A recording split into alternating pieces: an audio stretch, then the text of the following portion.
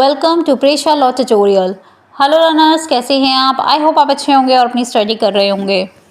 जैसा कि हमारी लेक्चर सीरीज चल रही है drafting, pleading and conveyance subject पर, और लास्ट वीडियो में हमने सेक्शन 320 क्लॉज 1 ऑफ सीआरपीसी के टॉपिक को पढ़ा था, और आज हम topic complaint under section 138 of negotiable instrument 1881 के प्रोविजंस को पढ़ेंगे।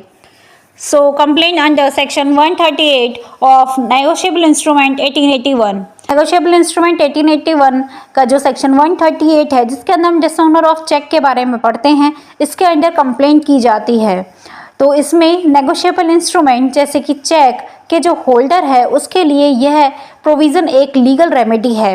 इसके अंदर जब अकाउंट में इनसफिशिएंट फंड के कारण या पेड करने वाला अमाउंट से ज़्यादा होने पर चेक डिसओनर हो जाता है। यह प्रोविज़न स्पेसिफिकली चेक को पेई के इंटरेस्ट को प्रोटेक्ट करने के लिए ऑब्जेक्टिव मतलब एम रखता है। देन नेक्स्ट आता है इसमें की provision of section 138। Then first इसके अंदर आता है डिसओनर ऑफ चेक। तो चेक जब डिसओनर होता है जब बैंक द्वारा इसे बिना पेड मतलब अनपेड के कारण ये रिटर्न हो जाता है, तो ये डिसओनर हो जाता है। इसके दो कारण हो सकते हैं कि पहला तो ये कि ड्रॉयर के जो अकाउंट है उसमें इनसफिशिएंट फंड होता है तो चेक डिसओनर होता है। दूसरा कारण ये है कि मतलब अरेंज अमाउंट पेड की जाने वाली अमाउंट से ज़्यादा एक्सीड होती है, मतलब कि जो जितने का चेक बनाया है उससे कम अमाउंट अगर अकाउंट में होता है तो उस रीज़न में क्या होता है, चेक डिसओनर हो जाता है।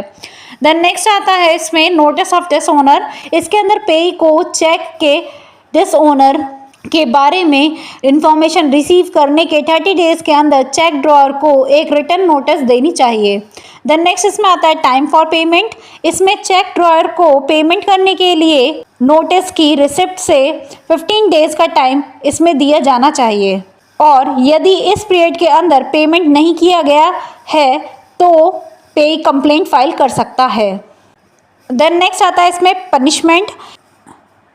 चेक का ड्रॉयर पेमेंट करने में फेल रहता है तो उसे इसके अंदर इन दो सिचुएशंस का सामना करना पड़ सकता है। पहला कि उसे इम्प्रिजमेंट हो सकती है जो कि एक्सटेंड होगा 2 ईयर के लिए, या उसे फाइन देना पड़ सकता है जो कि अमाउंट ऑफ चेक का ट्वाइस हो सकता है, या फिर दोनों मतलब इम्प्रिजमेंट भी होगी और उसे फाइन भी देना पड़ सकता है।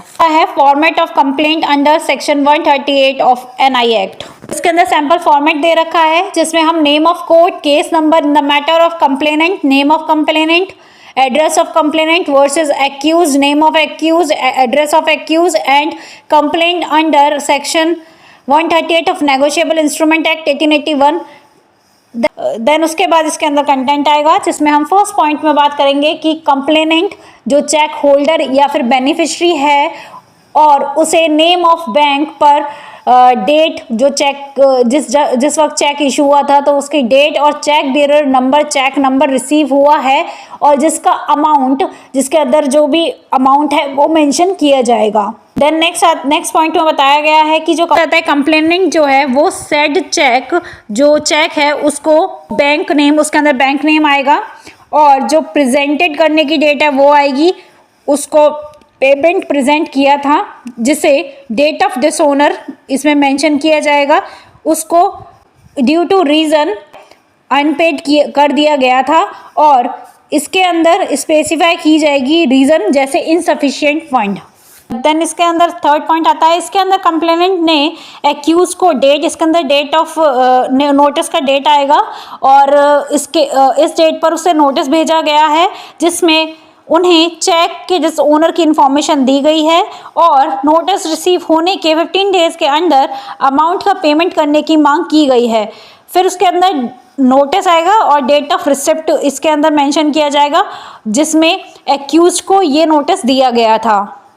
देन नेक्स्ट इस पॉइंट में आएगा कि नोटिस रिसीव होने के बावजूद एक्यूज ने 15 डेज के स्टिपुलेटेड टाइम के अंदर पेमेंट करने में वो फेल रहा है, जिससे एनआई एक्ट की सेक्शन 138 जिस ओनर ऑफ चेक का जो अंडर ऑफेंस है वो कमिट हुआ है। देन नेक्स्ट आता है फिफ्थ पॉइंट। इसके अंदर कंप्लेनेंट को चेक के डिसओनर के कारण नुकसान हुआ है और एक्यूज इस एक्ट के मतलब एनआई एक्ट के प्रोविजन के अंडर पनिशमेंट के लिए लायबल है। नेक्स्ट आएगा इसमें prayer. Then in the view of ever facts and circumstance complainant request करेगा ऑनरेबल कोर्ट से, पहला कि वो ऑफेंस में कॉग्निजेंस ले, जो कि under section 138 of negotiable instrument के अंदर आता है, और दूसरे पॉइंट में आएगा कि एक्यूज के अगेंस्ट प्रोसेस जारी करे।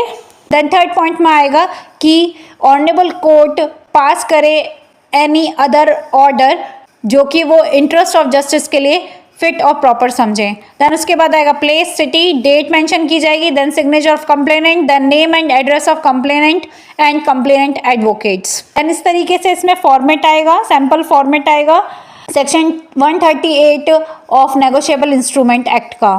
देन नेक्स्ट आता है procedure for filing a complaint.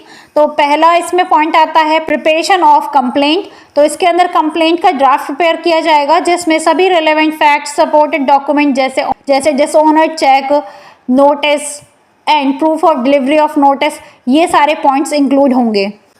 Then next आता है फाइलिंग। इसके अंदर कंप्लेंट को अप्रोप्रिएट मजिस्ट्रेट की कोर्ट में सबमिट किया जाएगा, और जहां एक्यूज रहता है या फिर कॉज ऑफ एक्शन अराइज हुआ है। देन नेक्स्ट आता है इसमें service of notice.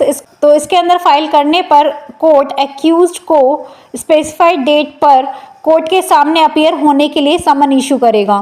Then next आता है हियरिंग। तो इसके अंदर हियरिंग के दौरान बोथ पार्टीज मतलब दोनों पार्टीज को अपने आर्ग्यूमेंट और एविडेंस प्रेजेंट करने की अपॉर्चुनिटी मिलेगी। देन नेक्स्ट आता है ऑर्डर ऑफ कोर्ट। इसके अंदर केस की हियरिंग के बाद कोर्ट या तो कंप्लेंट को डिसमिस करेगा या गिल्टी पाए जाने पर एक्यूज को कन्विक्ट ठहरा सकता है। देन लास्ट में आता है कंक्लूजन। सो एनआई एक्ट 1881 का सेक्शन 138 के अंडर कंप्लेंट करना पे के लिए एक इम्पॉर्टेंट लीगल रिकोर्स मतलब लीगल रेमेडी है, ताकि यह इंश्योर किया जा सके कि उन्हें डिसऑनर्ड चेक के लिए कंपनसेट किया जाए।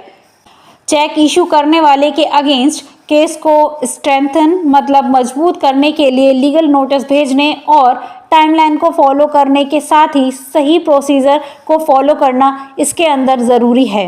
सो आज हमारा टॉपिक यहीं पे कंप्लीट होता है। अब हम मिलते हैं अपने नेक्स्ट वीडियो में अपने नए टॉपिक के साथ, जिसके अंदर हम application under section 482 of CRPC के प्रोविजंस को पढ़ेंगे। सो तब तक के लिए thank you for watching my videos. For more videos watch, study, like and subscribe my channel.